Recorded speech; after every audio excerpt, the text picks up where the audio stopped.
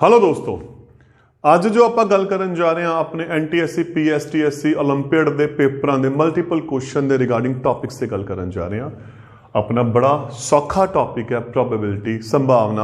तुसी देखा होना है हर बार एग्जाम च एक दो क्वेश्चन हर बार आते हैं। बड़ा इंपॉर्टेंट टॉपिक है, सौखा टॉपिक है, लेकिन कुछ आप जो गल करांगे टेक्निक से गल करांगे, कुछ टैक्स से गल करांगे जो अपने बुक्स नहीं हैगियां पर आपां नूं पता होनी चाहिए ने। प्रोबेबिलिटी बारे आपां नूं पता है, आपां डायरैक्ट वर्क कर रहे हैं। सब तो पहला मैं गल कर रहा एक सिक्के की, कॉइन की, कुछ टैक्निक्स से गल कर रहे हैं। ਜਦੋਂ ਇੱਕ ਸਿੱਕੇ ਨੂੰ ਉਛਾਲਿਆ ਜਾਂਦਾ ਹੈ ਤਾਂ ਦੋ ਕੇਸ ਬਣਦੇ ਆ, ਹੈਡ ਤੇ ਟੇਲ। ਦੋ ਜਦੋਂ ਦੋ ਸਿੱਕਿਆਂ ਨੂੰ ਉਛਾਲਿਆ ਜਾਊਗਾ ਤਾਂ ਚਾਰ ਕੇਸ ਬਣਨਗੇ, head head, head tail, tail head, tail tail. ਤਾਂ ਉਹ ਚਾਰ ਕਿਵੇਂ ਆਇਆ? 2 ਦੀ ਘਾਤ 2, ਇਹ ਹੋ ਗਿਆ 2 ਦੀ ਘਾਤ 3।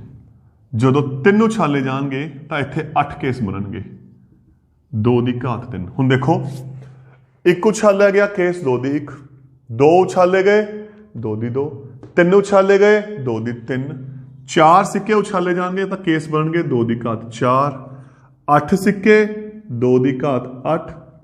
तो इस तरीके दे नाल पहला हो गया, अगर n सिक्के उछाले जाते हैं तो उत्थे टोटल केस बनणगे 2 ਦੀ घात n। This is the very first technique जो तुहानूं काम आनी है। ਹੁਣ ਆਪਾਂ ਇਦੋਂ ਬਾਅਦ ਗੱਲ ਕਰਦੇ ਹਾਂ, ਇਹ ਤਾਂ ਸੀ ਕੋਇਨਸ ਤੇ, ਸਿੱਕੇ ਦੀ। ਹੁਣ ਮੈਂ ਗੱਲ ਕਰ ਰਿਹਾ ਡਾਈਸ ਤੇ, ਪਾਸੇ ਤੇ, ਡਾਈਸ ਤੇ। ਜੋ ਸਿੰਪਲ ਕਨਸੈਪਟ ਸਿੱਕੇ ਦਾ ਉਮੀ ਇਹਦਾ, ਇੱਕ ਡਾਈਸ ਤਾਂ 6 ਕੇਸ ਬਣਦੇ ਆ, 1 2 3 4 5 6, 6 ਦੀ ਘਾਤ 1।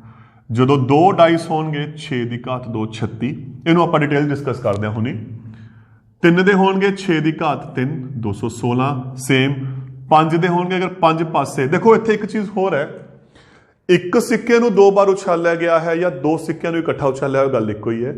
ਇੱਕ ਸਿੱਕੇ ਨੂੰ 3 ਵਾਰ ਉਛਾਲਿਆ ਗਿਆ ਹੈ, 3 ਸਿੱਕਿਆਂ ਨੂੰ ਇਕੱਠਾ ਉਛਾਲਿਆ ਜਾਏ, ਗੱਲ ਇੱਕੋ ਹੀ ਹੈ। ਸੇਮ ਇੱਥੇ ਇੱਕ ਪਾਸੇ ਨੂੰ 2 ਵਾਰ ਸੁੱਟਿਆ ਗਿਆ ਹੈ ਜਾਂ 2 ਪਾਸਿਆਂ ਨੂੰ ਇਕੱਠਾ ਸੁੱਟਿਆ ਗਿਆ ਹੈ, ਆਨਸਰ 36 ਆਊਗਾ। ਮਤਲਬ ਕਨਸੈਪਟ ਉਹੀ ਹੈ, ਸਿਰਫ ਵਰਡਿੰਗ ਚੇਂਜ ਕੀਤੀ ਗਈ ਹੈ। ਤਾਂ ਇਸ ਅਕੋਰਡਿੰਗ अगर n डाइस सिट्टे जाएंगे, n पासे सिट्टे जाएंगे तो टोटल जो केस बनणगे की बनणगे 6 ਦੀ घात n। हुण आपां जिहड़ी गल कर रहे हैं, कर रहे हैं 2 ते, क्योंकि बहुत क्वेश्चंस ने इंपॉर्टेंट। पहला इहनूं बड़ा डिस्कस करते हैं। अगर 2 पासे 2 डाइस इकट्ठे सिट्टे जाते हैं तो टोटल इत्थे 36 केस बनणगे, 1 1 1 2 1 3 1 4 1 5 1 6 2 1 3 1 4 1 5 1 6 1 2 2 3 2 4 2 5 2 6 2 2 3 3 3 4 3 5 3 6 3 2 4 2 5 2 6 3 4 3 5 3 6 4 4 4 5 4 6। तुसी भी ये सोच रहे होंगे कि मैं क्यों लिखी जाना, तो तुहानूं पता है क्योंकि ये बड़ी एक अच्छी टैक्निक्स दसनियां ने मैंने हाले, तां इहनूं मैं लिख रहा, नहीं तो शायद तुसी सारे बड़े इंटैलीजेंट्स हो। आ 36 केस बन गए। इत्थे हुण खासियत देखो की है, आ 36 केसां दे की खासियत है देखो। जोड़, इन्हां दोहां दा जोड़ 2 है, इत्थे 3 है, 4 है, 5 है, 6 है, 7 है, 8 9 10 11 12। क्वेश्चन आ जाता अपने कोले, अगर 2 पासिਆਂ ਨੂੰ इकट्ठा सुट्टिया जाता है या एक पासे ਨੂੰ 2 बार सुट्टिया जाता है तो संभावना पता करो कि दोनों अंकों का जोड़ 8 आवे। है ना क्वेश्चन? 5 होवे, 12 होवे, 9 होवे, तो कित्थे तुहानूं बार बार लभना पऊगा। कित्थे? इन्हां दे साइडां आपां देख लियां, सारे टेढ़े लोट पे ने। आ देखो, अगर उरे 3 है तो आ पे, तो एक नूं लभ लो, वो इहदे विकर्ण च पिया होगा। देखो ध्यान नाल, जिवें 5 6 लभ गया तो बार बार लभण की लोड़ नहीं हैगी, टेढ़ा जान दो। इन्ना हुण देखो उरे 7 है, तो जिहड़े टेढ़े पे ने इन्हां सारिआं दा 7 है, आ 8 है, सेम आ 9 आ गया, आ 10 आ गया, आ 11 आ गया, आ 12। बड़ी आसानी के नाल आपां इहनूं हल कर सकते हैं। हुण होर इंटरस्टिंग चीज, जोड़ ते गिनती। अगर जोड़ 2 है तो अपने को 1 है, 3 दे 2 है, 4 दे हाँ चेक करो 3 है, 5 दे 4 है, 6 दे देखो देखो 5 है, 7 दे 6 है, 8 दे जोड़ 8 दे 5 ने, जोड़ 9 दे 4 है, जोड़ 10 वाले 3 केस है, 11 वाले 2 है, 12 वाला 1 है ना। इत्थे हुण एक इंटरस्टिंग रिलेशन होर दसदा। आ देखो मैं ध्यान नाल देखो, मैं डबल लाइन मारती, इन्हां दा रिलेशन अड चलूगा, इन्हां दा रिलेशन अड चलना है। मतलब अगर जोड़ 7 या 7 तो घट है, 7 की है देखो, जिन्ना जोड़ है गिनती 1 घट है उस तो। अगर जोड़ 2 है तो 1 है, जोड़ 3 है तो गिनती 2 है। तो यदा मतलब अगर जोड़ 7 या 7 तो घट है, मैं उरे S लैके चलदा या N लैके चलदा, तो जिहड़े केस बननगे S - 1 बननगे। अगर जोड़ 2 है तो 1 केस बनू, जोड़ 3 है 2 केस बननगे, जोड़ 5 है 4 केस बननगे। ठीक, इधर देखो ध्यान नाल, ये सारे का जोड़ 13 आ रहा है, 8 5 13, 9 4 13, 10 3 13, 12 11 2 13। तो यदा मतलब अगर जोड़ 8 या 8 तो ज्यादा है, 7 या 7 तो घट सी तो 1 घट गया, अगर 8 या 8 तो ज्यादा है तो जोड़ उरे S लिख रहे हैं, कोई भी नाम लिख सकते हो, तो 13 चो घटूगा। तो 2 रिलेशन हो गए। अगर जोड़ 7 या 7 तो घट है तो गिनती होगी जोड़ -1, अगर 8 या 8 तो वध है तो यह हो गया 13 माइनस जोड़। सोच के देखो हुण, अगर जोड़ 9 आ गया तो टोटल केस कितने होंगे 4, अगर जोड़ 11 आ गया टोटल केस कितने होंगे 2, अगर जोड़ 7 आ गया टोटल गिनती कितनी हो 6। तो यह एक बड़ा इंटरस्टिंग मैथड है, तुसीं इहनूं डायरैक्ट भी कर सकते हो। तो यह हो गया अपना 2 डाइस का, यही कारण सी मैनूं ये सारा लिखना पिया। हुण आपां गल करदे हां कुछ इंपॉर्टेंट क्वेश्चंस दे, है ना।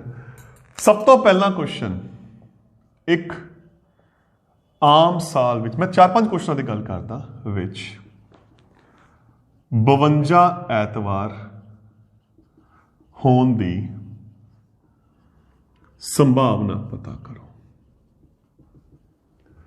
इत्थे कोई भी दिन आ सकता है, संडे मंडे ट्यूसडे वैडनसडे थर्सडे। आम साल इस टाइप के 4 क्वेश्चन है अपने को। एक क्वेश्चन है 53 ਐਤਵਾਰ की, एक आम साल विच 53 ਐਤਵਾਰ की संभावना पता करो। अगे एक लीप साल विच 52 ਐਤਵਾਰ की संभावना पता करो, एक लीप साल दे विच 53 ਐਤਵਾਰ की संभावना पता करो। 4 क्वेश्चन है, चारों आपां इकट्ठा सॉल्व कर रहे हैं। नॉर्मल ईयर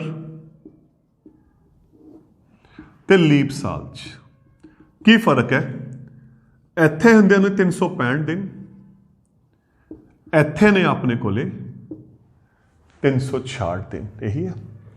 हुण 365 की खासियत 52 हफ्ते 7 नाल वंड के देखो, प्लस 1 दिन एक्स्ट्रा, 52 7 364 ते 1 365। इत्थे हो गए 52 हफ्ते प्लस 2 दिन एक्स्ट्रा। ठीक, आ 52 हफ्ते पूरे हो गए।